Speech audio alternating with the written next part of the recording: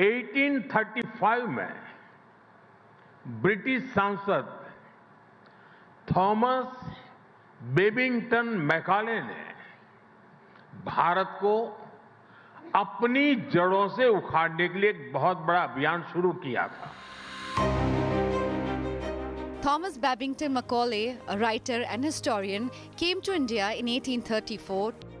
A year later, Macaulay presented his Minute on Education, in which he famously said, "We must be at present do our best to form a class who may be interpreters between us and the millions whom we govern, a class of persons Indian in blood and color, but English in taste, in opinions, in morals, and in intellect." A new system replaced the traditional one. English education was introduced widely. Macaulay ने एक झटके में हजारों वर्षों के हमारे ज्ञान विज्ञान को, हमारी कला संस्कृति को, हमारी पूरी जीवन शैली को ही कूड़ेदान में फेंक दिया था। Macaulay spent just 4 years in India, but his policy shaped education and legal system for the years to come. हमारा विरोध अंग्रेजी भाषा से नहीं है, हम भारतीय भाषाओं के समर्थन में हैं। Is English a language of opportunities or a language of oppression? Did English education inculcate modern values or create a colonial mindset? Macaulay द्वारा किए गए उस अपराध को 1835 में जो अपराध किया गया, 2035 10 साल के बाद 200 साल हो जाएंगे। अगले 10 साल में हमें संकल्प लेकर चलना है कि मैकाले ने भारत को जिस गुलामी की मानसिकता से भर दिया है, उस सोच से मुक्ति पाकर के रहेंगे। Modi versus Macaulay, the big debate.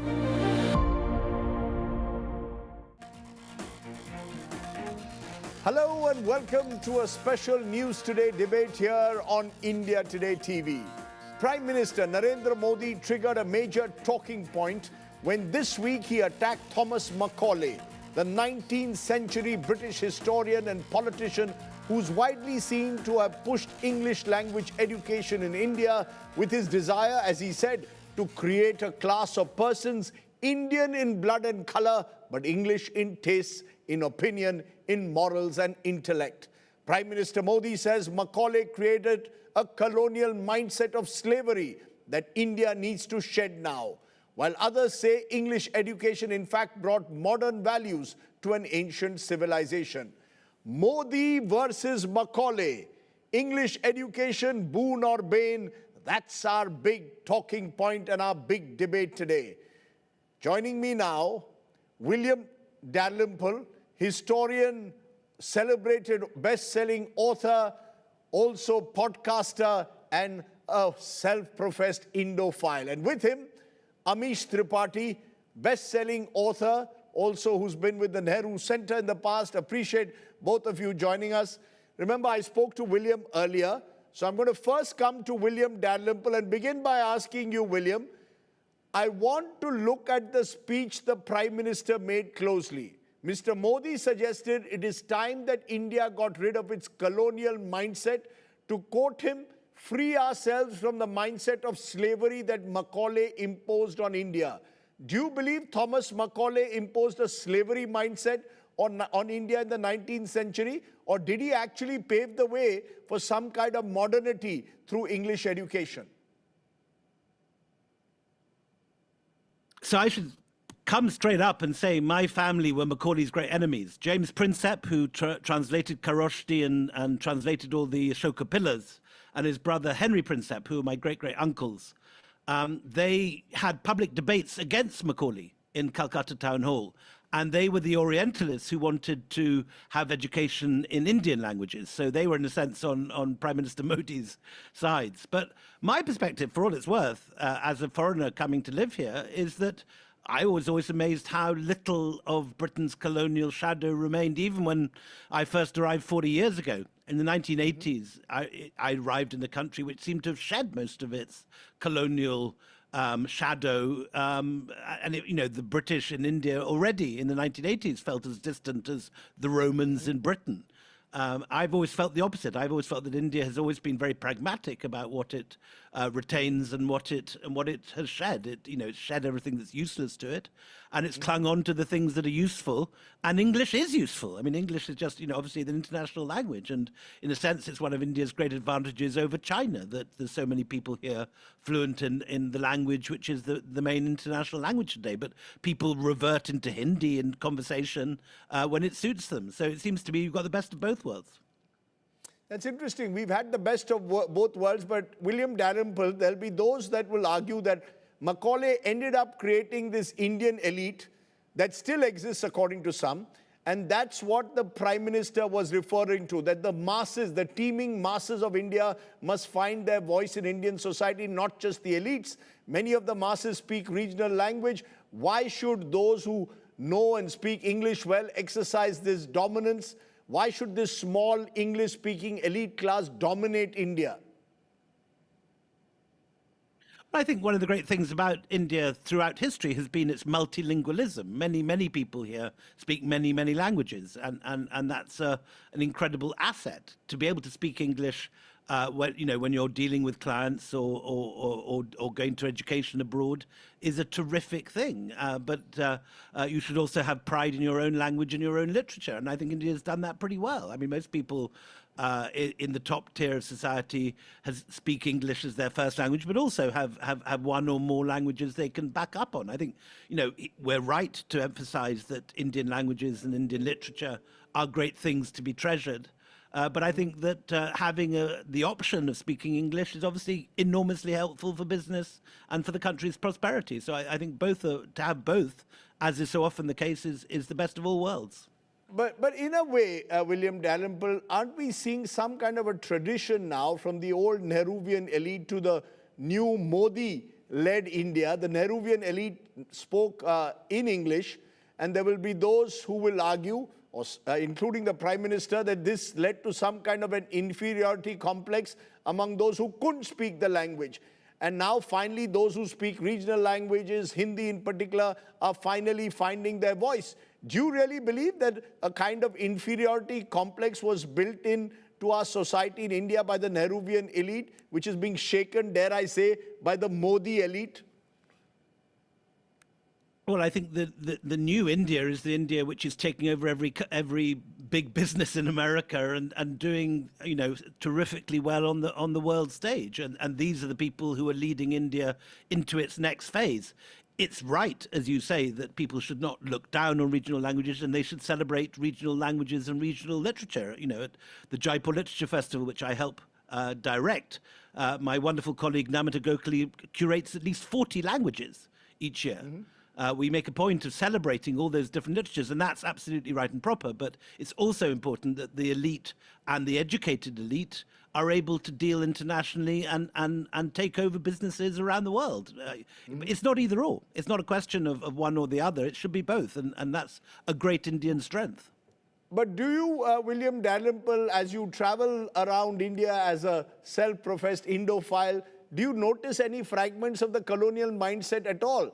The old boxwalas of Kolkata playing a game of golf at the Tollygunge, having a gin and tonic. Do you believe all of that is a thing of the past? Are you saying that they are now marginal and the real India is very different, and in any case, it's a bit of an assimilation? I would agree with that. Yes, I mean, even when I was first around in the 1980s, there were a couple of these old clubs left where a fringe would hang out having gin and tonics on the veranda. But even in the 1980s, they were not the dominant world. The dominant world was, people like Lalu Prasad Yadav in Bihar. There was already 30, 40 years ago, a whole new world of new Indias coming, which had the real power, and these guys were a fringe. I think one of the great joys and strengths of Indian democracy was how quickly that elite got replaced by democratic strength of other other groups. But having an educated elite, which is multilingual and capable of dealing with abroad, as opposed to a cultural elite sitting in British clubs, having the educated elite who are multilingual and running businesses in Bangalore and London and LA at the same time, that obviously is what we hope India will become: enormously rich, world dominant, and impressive, and performing at a top rank internationally.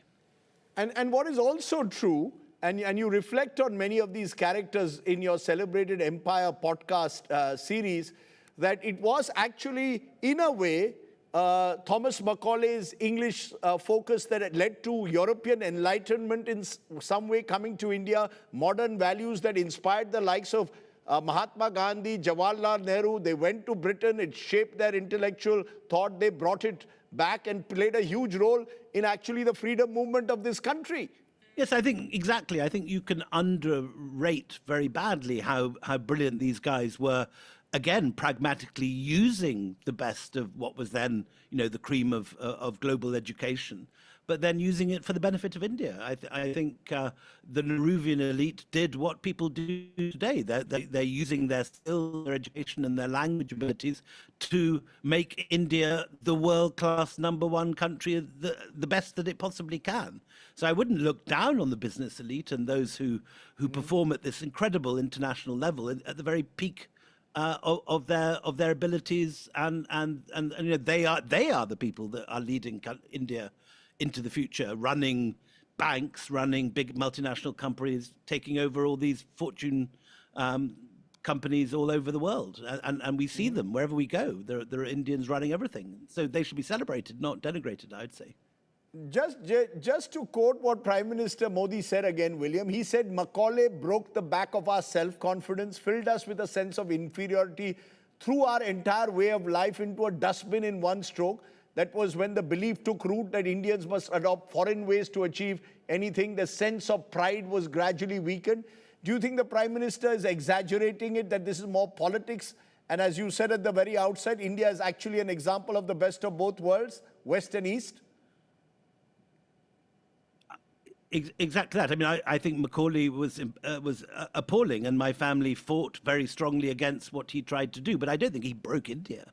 India gained its independence. The Raj proper from 1858 to 1947 lasted a mere 90 years, which is a blink in the eye of Indian history, and has been long forgotten. This is a strong, independent country. It's incredibly self-confident, and Indians take what they need from that, and there are things which they can take which are of advantage to them.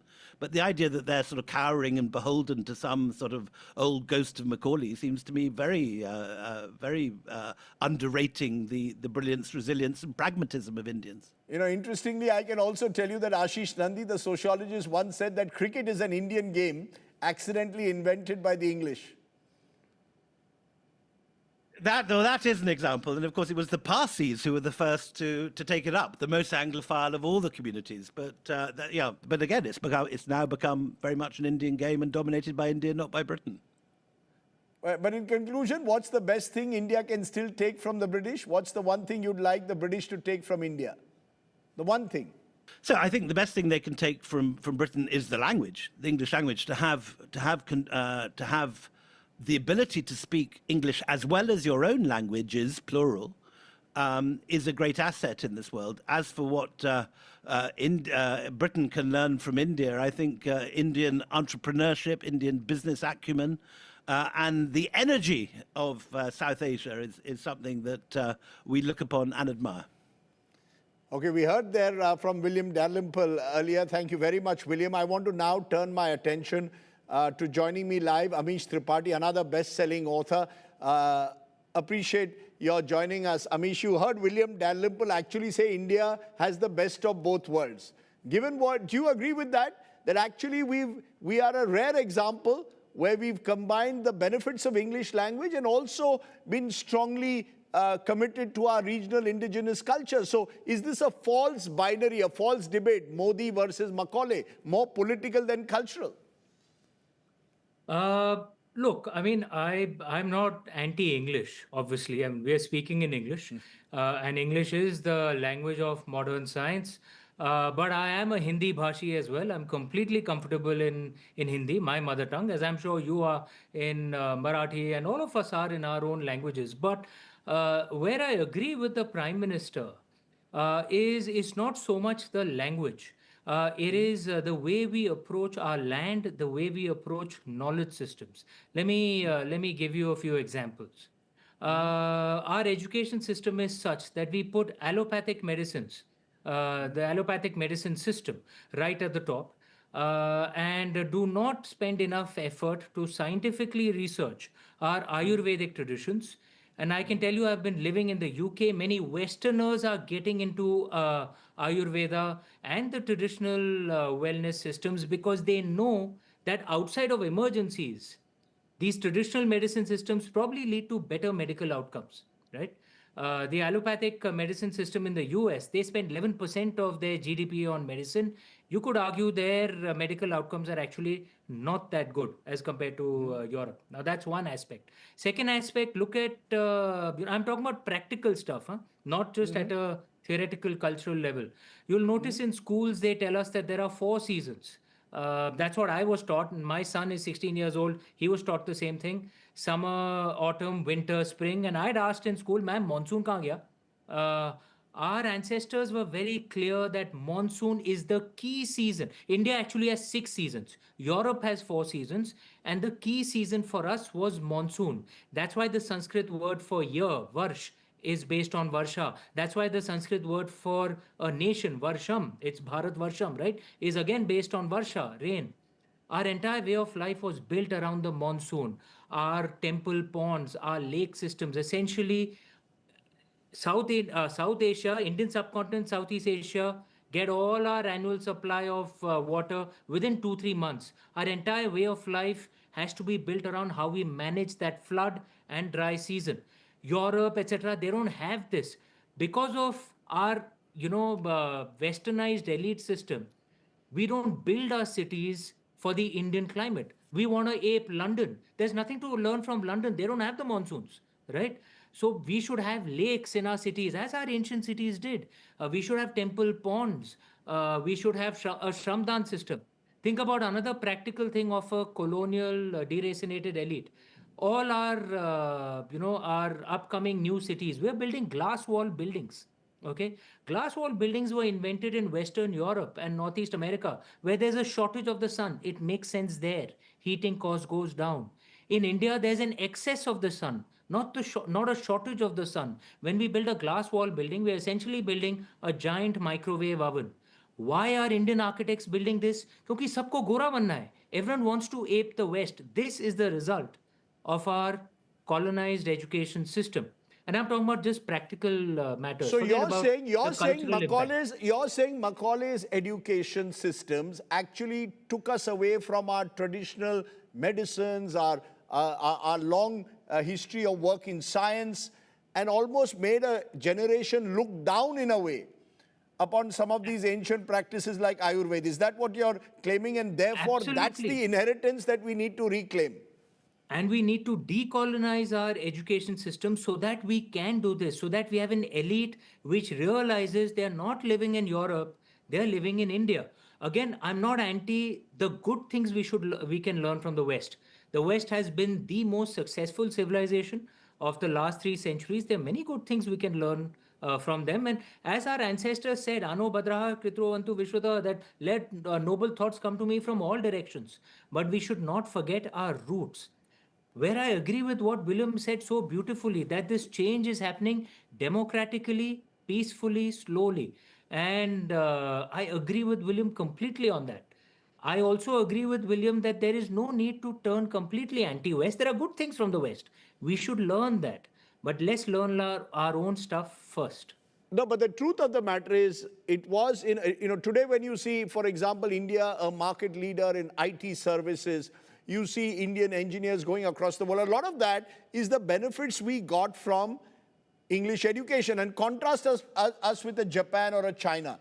We have a competitive advantage over these countries because we've created this large pool of English language. And for many Indians, English is aspirational today. Go across the country, everyone wants their children to learn English. Are you saying But Rajdeep, I'm agreeing that's with you. the result? I'm not. No, but is that no? Are you saying I'm that's not the result of this anti-English. slavery? No, you're saying you're not I'm not anti-English. anti-English. Then you are. What And are I'm you not exactly anti? I'm not anti learning the good things from the Western way. So what are you I'm exactly saying anti? let us not forget the good things from the Indian way as well. I just gave you three examples on Yes, but medicine, on how our yes. architecture is decolonized, on how our cities do not take the monsoon system into account because we are also mentally colonized. There are many other things of this. Think of the way history is presented to us. We are still running the way the British Raj presented our history to us. Do you notice that the British colonial rule is not called the Christian invasion, but the Turkic colonial rule is called the Islamic invasion? Have you noticed that? This was a British formulation, a very mischievous formulation to convert what was an Indian foreigner fight into a Hindu Muslim fight, right? And we've carried on with this post 1947. Now, even Hindi film movies have added to the confusion. Many Indians think that, and you can't blame the Hindi filmmakers, they went to the same schools that we went to, but many Indians think Alauddin Khilji looked like Ranveer Singh or Akbar looked like Hrithik Roshan, which is not true, boss. To us, they would have looked Chinese, but they weren't Chinese. They were actually from Central Asia. They did not speak Urdu, despite what Bollywood movies tell you. Okay, Urdu is our language. They would have spoken Turkic or Persian. They were foreigners. What was, and KK Mohammed Saab, who's a brilliant archaeologist, he had said that Babur was a foreigner. What was being presented as a Hindu Muslim issue is actually an Indian foreigner issue. Do you know Chhatrapati Shivaji or Krishnadev Raya? When they fought these foreigners, they didn't use the term Muslim. They used the term Turushka, which is Sanskrit for Turks. They were clear. They were fighting foreigners. Now think of the cultural impact that the British formulation of our history textbooks has had till today, and we have still not decolonized it, right? But you make a fair point on decolonization in a way of our history textbooks. But at the same time, Amish, there will be those who will argue that this process of colonization also unshackled many Indians. It, in a way, led eventually to the breakdown of the caste system, the kind of ideas of enlightenment, modern values, notions of equality. Do you believe, therefore, as I said, you can't throw out the baby with the bathwater by making it Modi versus Macaulay. Narendra Modi has his point of view, Macaulay or Macaulay Putra have their point of view, and the twain can meet. It's not as if they are mutually antagonistic. Rajdeep, you're kind of reinforcing my point. I'm not anti the good things of the West. I'm repeating that once again. And I've not read Prime Minister Modi's speech. But if he said that we need to decolonize our education system and reconnect the educated elite Indians to Indian roots, yes, of course, that is a very good thing. It'll make He said there's a slavery lot better. mindset. He seemed to suggest there's a slavery mindset involved here, that this has enslaved us. Is that a bit of an exaggeration? Is that politics being played out? I would agree with that too. I would agree with that too. Do you know that our obsession with fair skin is again a recent construct? This fair and lovely, this thing that fairness means more beauty, that is not a part of our ancient way. Draupadi Ma, who was considered one of the most beautiful women ever, one of her names was Krishna. Krishna literally means dark-skinned. All right. Lord Ram was dark-skinned. Sundara Vigra Megha Sham. Right. And we weren't anti-white either. Lord Shiva was fair-skinned. Right. Karpuragonam, Karnavataram, and so we weren't obsessed with skin color. Now we have forgotten this. This is an example of a colonized approach. Right? The fact that if when Prime Minister Modi said that India had the oldest democratic structures, he was right. And I found many people opposing him, saying that no, Greece had older democracy. Not true. The Vaishali and the Vachi confederacy were a lot older, and they did not have slavery. The Greeks had slavery, right? Megasthenes, the Greek ambassador who would come to India, recorded that India is the only land he came to which didn't have any slavery. We don't know all these things because we assume नहीं हमारे पास सबसे पहले कैसे हो सकता था, वो तो यार यूरोपियन के पास ही हुआ होगा.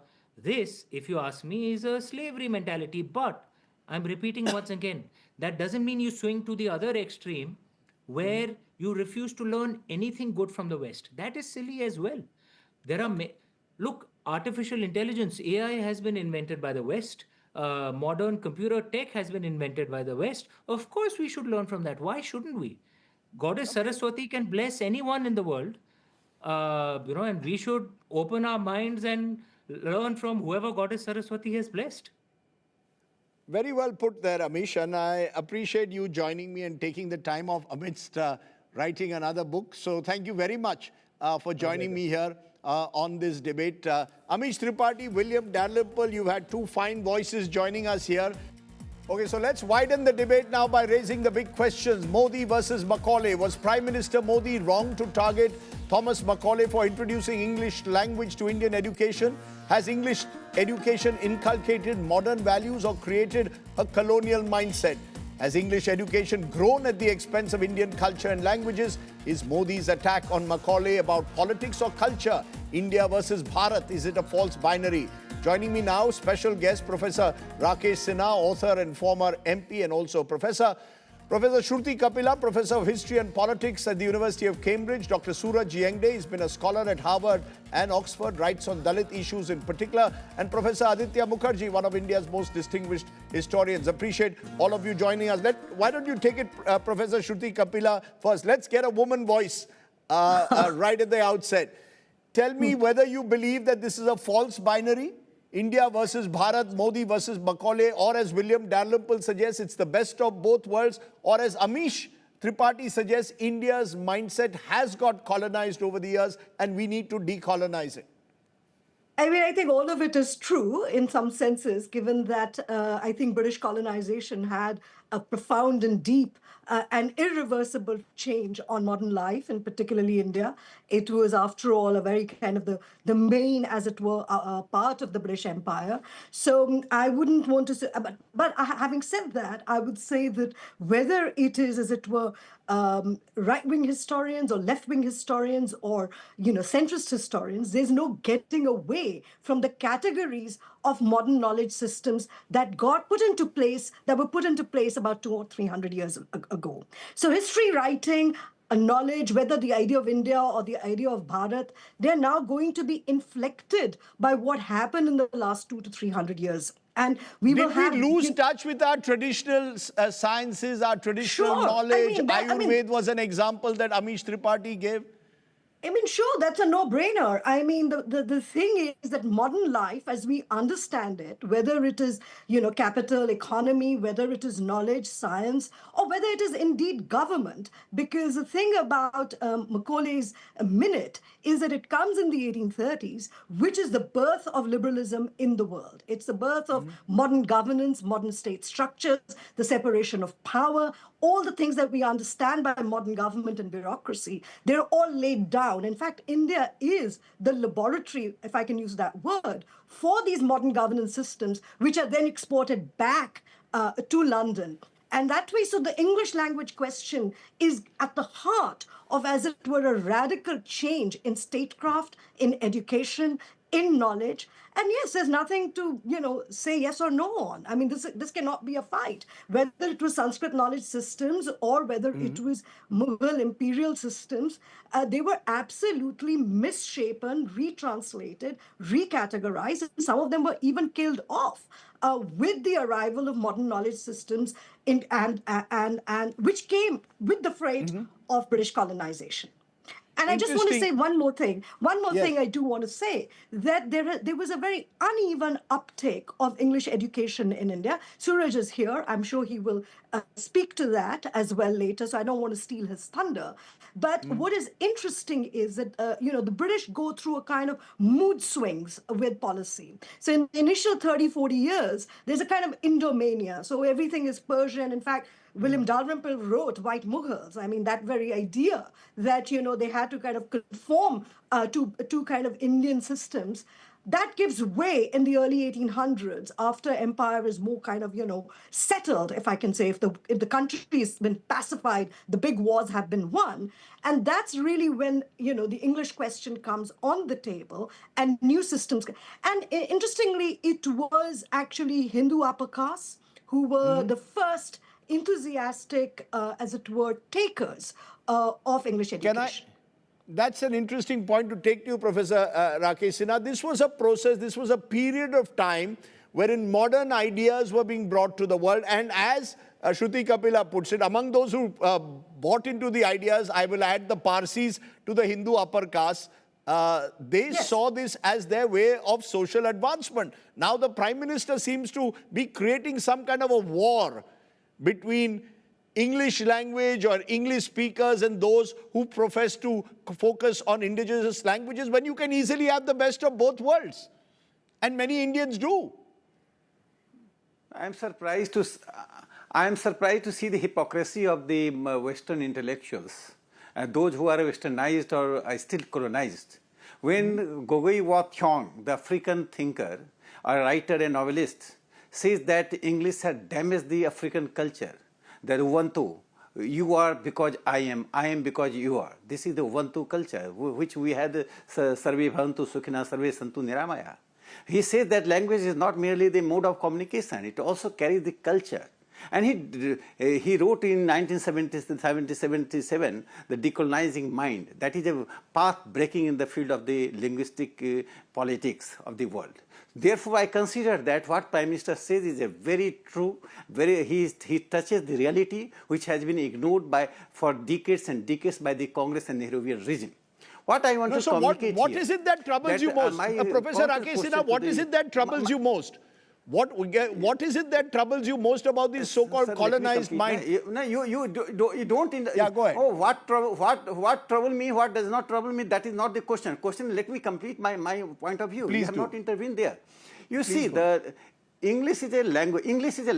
We don't hate any language. English is a language. It has a contribution in the discourse. In modern discourse, it has a vital contribution. But my question is that introduction of the English and the hegemony of the English in India. What contribution Indians made by utilizing English? Any fundamental contribution in social science? We became the subordination to the Western intellectuals. And what subaltern says and what Prime Minister Narendra Modi says, there is a common ground. Europe is a province. English is one of the languages. Right. The way it was explained that English has introduced everything in India. Without English, India was nothing, India would have been nothing. So I consider that the Indian languages, Rajdeep, there is one important issue that due to domination of the English, the vernacular intellectuals, so the vernacular is a very derogatory term now, Indian languages intellectuals have been suppressed. The intellectuals in Malayali, the intellectuals in Kannada language, intellectuals in Odia language, intellectuals in Bengali language. The Gitanjali was written in Bengali. He got the name and fame all over the world. So it is misnomer. The cosmopolitan, the idea of cosmopolitanism was Rabindranath Tagore. It is not, we have not borrowed from any British intellectuals. You make a good, you make a good point. Rakesh, you make a good point. Let me take that to Professor Mukherjee. Let me complete. Let me just give me 10 seconds. 10 seconds. Okay, I am 10 just seconds. 10 seconds. What Frantz Fanon said about the colonialism is not a system. It is not a thinking pattern. It should be erased from bottom. Everything should, no vestige should remain, because it inspires the people to become imitators. Right from 1947, Aditya Mukherjee is here. We are textbook writers. Everything is coming from the West. They said globalization. They betrayed the globalization. Entire Indian intellectuals were for globalization because the Europe has given the concept of globalization. It is America and Europe. They betrayed the globalization. They said postmodernism. You made your point. You're saying so we've created an imitative culture. Our own legs. You've created an imitative culture. We haven't stood on our own feet as a result. Aditya Mukherjee, respond to what you've just heard. You see that the colonial mindset that Macaulay represents needs to be opposed is obvious. But to say that Mr. Modi is now going to do it in the next 10 years is to reinvent the wheel, is to appropriate what others have already done, is to say, is it something like what Kangana Rao said, independence came only in 2014, 47 mein to bhik mili thi hame. Since the 19th century, since Macaulay the Indian thinkers have been critiquing colonialism in a manner which is absolutely amazing. The early nationalists created the most comprehensive economic critique of imperialism way before Marx and Lenin and Hobson. So we have this whole tradition from Naroji, Ranade, Gokhale, G.V. Joshi, R.C. Dutt. It is people who were not part of this anti-colonial struggle who now are telling us that we should decolonize. So you're saying the Bharat versus India debate is a false binary? It's a false debate being created for politics and not about the really about any cultural war out there? It's the language. You see, when you put the central issue as the language, you're making a very big mistake. Our tallest nationalist leaders, who were educated, which is an important thing these days, were educated in English, and many of them in England. Gandhi, Nehru, Ambedkar, Patel were educated in England, but they did not pick up colonial values from there. That language brings, English language has brought, as somebody said a little while ago, Enlightenment values is rubbish. There are alternate routes to modernity. Way before Enlightenment in Europe, Akbar in the 16th century is talking of reason, rationality, he's talking of universal religion. He's holding in his court debates between Christian priests, Muslim Maulvis and Hindu priests. So there is, so who is said? Rammohn Roy writes his seminal piece, Tuhafat, before he learned English. He did it on the basis of his knowledge of Sanskrit and Persian. So it's not language that is the issue. It is whether you are picking up what is colonial from the West whether you are picking up what is modern, what is new, what is progressive. I have to intervene. I'll let you in a moment, but let Suraj Yengde respond, because Suraj, the notion of modernity, and Ambedkar writes about it and has spoken about it. Actually, in a way, it freed and unshackled many of the backward caste groups, many of the Dalits in particular, which hadn't happened in a sense before the 18th century, where the caste system was as rigid as ever. So in a way, the unshackling of many of the caste boundaries in particular opened up as a result of exposure to this modern education. I'm not using the word English, but modern values. Do you agree? Yeah, thank you, Rajdeep. It's good to see you. And I agree with almost everyone who has contributed, from William to Professor Mukherjee here. And the agreement is almost, we have to find a balance, which of course you're also advocating. Now the question is, it's not about Macaulay per se. So if we reduce Macaulay to something of a colonial hangover, then where do we go? Do we go to Manu? And so the question is not necessarily Modi versus Macaulay, it's that Manu versus Macaulay.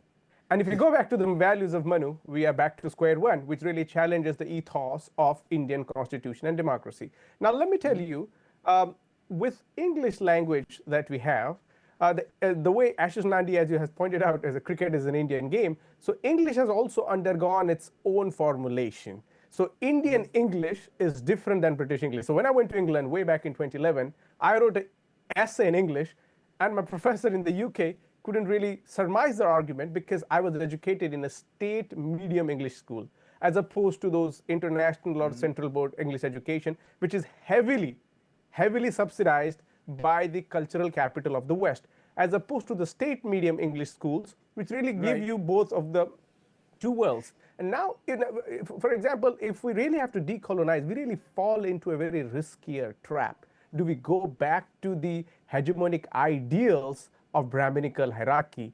Or, and I agree with Prime Minister Modi, who was saying in his speech with reference to Macaulay, that the younger generation doesn't look it as our heritage, but it just looks at mortars and bricks, which I appreciate. However, we need to have an insertion of a rationalistic thought.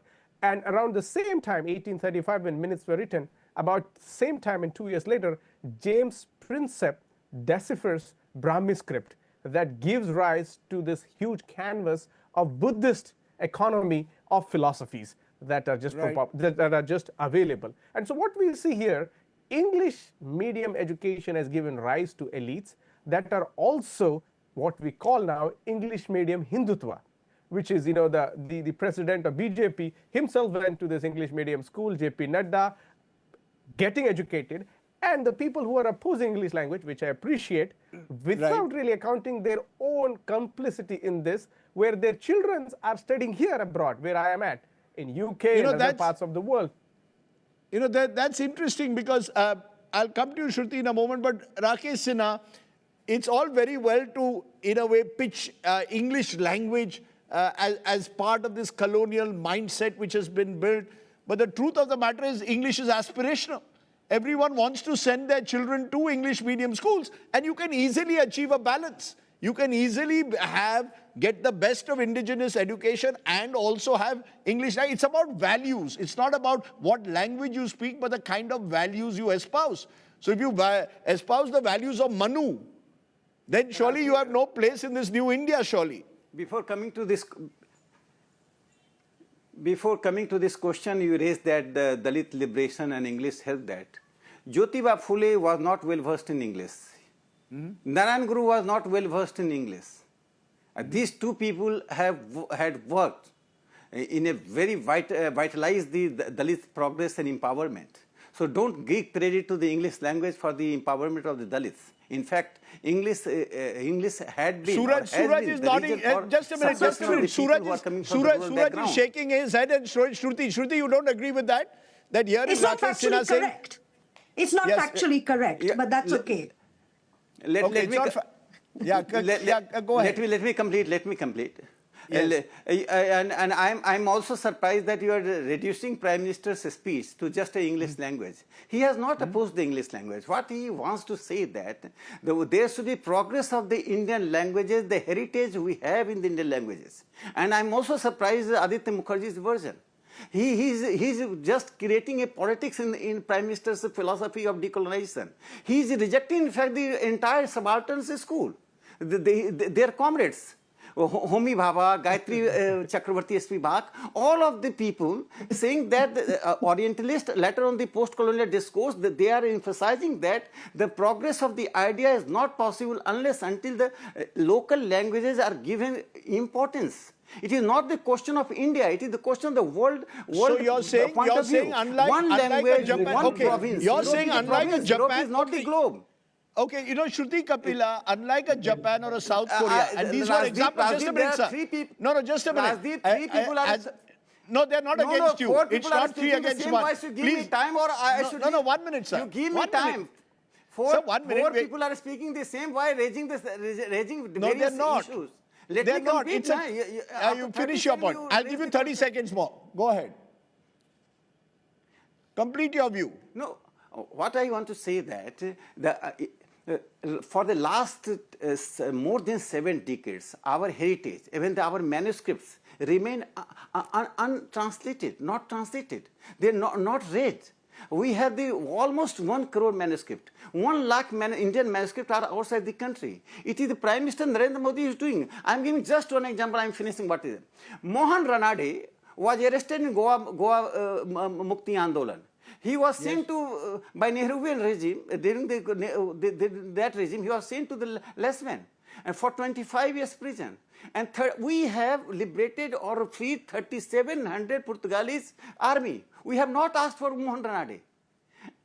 So this is the question of the decolonization of mind. When we say that we should stand our own legs, this does not mean we should reject the Europe. This does not mean we should reject the English. I've we heard you have now. the common ground. We have the equal footing. I've heard you. Let Shruti Kapila respond. You see, there could be a point in what both Rakesh Sinha are suggesting that, look, Japan, Korea, China, these are examples the Prime Minister gave, that they have pride in their local language of a level that we don't have in this country. There are those who say even local histories was changed by the British to suit their imperial agenda, and therefore this is a process of course correction. What the Prime Minister is doing is a process of course correction. Do you agree? I haven't, I'm afraid, heard the Prime Minister's speech, but I think this is a long-standing debate in scholarship. This is a debate that has been raging for as long as colonization. So, I mean, there will be, new interpretations. I think today, the question is what next? I do think every generation must, as it were, grapple with the imperial past, make something of it, and how they may, it's interesting that Professor Sinha wants to sort of lump the British with the Nehruvian elite, as well as say, Professor Mukherjee, who, like Bipin Chandra, would argue that what was special about the Indian educated elite of that generation was actually to become a nationalist elite, which was to say not to do the bidding of the empire. Now, these are really long-standing debates about what do you do with the English language, but there is no getting away from the fact that English is the language of power. It is the language of mobility. It is the language, therefore, also of aspiration. The question today is that there is something that has happened with globalization, in which, whether it is China, you mentioned China, but there is a critique of, as it were, Western liberalism that first comes from actually Chinese intellectuals, which I think 10 years later, we are seeing similar debates coming up in India. And I think there is and finally, I just want to say that there is a global antipathy to liberal metropolitan elites. I mean, that's the case now in Britain. That is the case in America. So I think that those issues are, as it were, I think global, and they speak to the crisis or a turning point in liberal democracy. They're not simply about what happened to the British Empire, what Macaulay did, or what the English language means. It can be no one's case that this is malevolent hypocrisy when people are teaching their children, getting their children educated in English, to then now insist on a language which is not going to lead to mobility. It is not the language of global science. It is not the language of global governance. So why would you want to take one major skill that Indians actually have? And as Suraj has pointed out, and many others have pointed out, Indian English is its own thing. I mean, we have totally recolonized it as our own language, with its own diction, with its own meaning, even its own grammar. So I don't understand what this debate is. I actually don't understand what the debate is. There's not much disagreement. But there is a political... English is not the... Yeah, go ahead, Rakesh. Go ahead. Yes, it is just merely advocacy of English in post-colonial societies. You go to France, there is no English. You go to Australia, there's a different kind of English. You go to China, not one country. You are targeting the post-colonial societies. You want to grab them and keeping them under the shade of the European hegemony. We want to liberate ourselves from the hegemony of the Just a minute, sir. I've heard both of you. Let Aditya and Suraj also get a chance. Aditya Mukherjee, you were not just a minute. I'll give you time. Aditya Mukherjee, you were shaking. No, sir, 1 minute. No, one question. Let me raise the one question. I'm raising just a question, not I'm giving a lecture. I'm raising the question. Yes, there is English. English, your advocacy of English, I accept that. But just tell me what English has contributed in the Indian social sciences, except writing textbooks. Okay, let Aditya Mukherjee respond to any that. Fundamental work we could have put a direct question. What is the contribution of English? Aditya Mukherjee, what has English contributed? What is the contribution of English to social sciences? And is this a wider crisis of liberal democracy, as Shruti Kapila suggests, that the Prime Minister is reflecting the rise of a new kind of an elite, challenging the old elite? This is a battle of two elites, a new elite versus an old elite. The Prime Minister, apart from talking of the language issue, talked of the removal of the colonial mindset, all right? As I have already said on the language issue, there is no doubt that indigenous languages must also grow, and every anti-imperialist focused on that, from Tilak to Gandhi to just name them, all of them had their newspapers. Tilak had Maratha, Gandhi wrote in Hindi and Gujarati, Naroji had Rast Goftar in Gujarati, and so on and so forth. That's not the only issue. The other issue is the colonial mindset. The biggest colonial mindset, which comes with Macaulay and slightly before Macaulay through James Mill, is that the Indian civilization is divided into two nations, the Hindus and the Muslims. The whole communal ideology emerges from the colonial mindset, right? And that is what is being promoted, and we are not fighting against it. We are, the biggest colonial mindset is to defend imperialism. The module that was made by the NCR Partition Horrors Day just 2 months ago, in that they give a clean chit to the British, saying that the British wanted to leave a united India right through, you know, and the chief culprit. You again make value. That's a, you know, it's interesting. The ironies and the hypocrisies. Okay, I want to give Suraj the... Anti-Modiism is his agenda. No, 1 minute. Very important issue we are debating, Mr. Aditya Mukherjee. We are not I want debating. Suraj Yengde, put the volume down. Suraj, you should get the final word. Suraj, the final word. Is this a wider debate between the old elites and the new elites? And in some way, a debate that should be had. Nothing wrong with it. I think it is, and it's a very enriching conversation, Rajdeep. This panel itself is quite diverse, and I agree in a way that I am also in favor of going back to the native roots. But the point is, where is that anchor? Where is that core that we are going to find out? And Rakesh had incorrectly stated that Phule was not well versed in English. I mean, his commissions and all were written in English. Though I take his point, I think it's what he is really pointing out, which is really the challenge that the post-colonial elites brought forth, which is the whole project of decolonization. And now the right world over is claiming on to the idea of decolonization. My reservations with these debates is, what do we do with the existent topography of language and knowledge that is there? Now, if you ask anybody, what medium of instructions would you send your child into, anybody, and this is me talking, in Nanded, for example, and they would most likely say English language. I'll tell you an example. At Harvard, I met a student who was enrolled in an English studies department, and he was from Karnataka, and he was taking lessons in Karnataka in Kannada language at Harvard.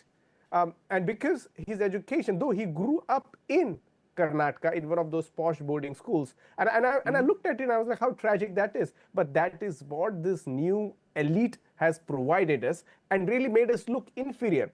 And what happens is the standards of English that we are measuring against each other, and here the citation of Fanon is really important, and I'm amazed, how that Fanon gets appropriated and smacked on the face.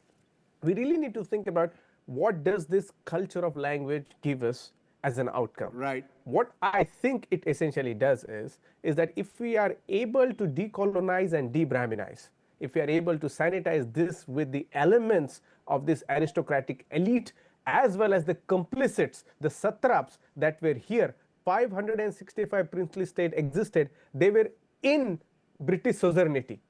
What kind of decolonization are we talking about? So these people, for nearly 200 years, were in the protection, who are now reclaimed as nationalist heroes. That history is so messier, and everybody almost who were complicit ruling class have their hands in bloods, not just the British. That's a wonderful way to put it there, Suraj.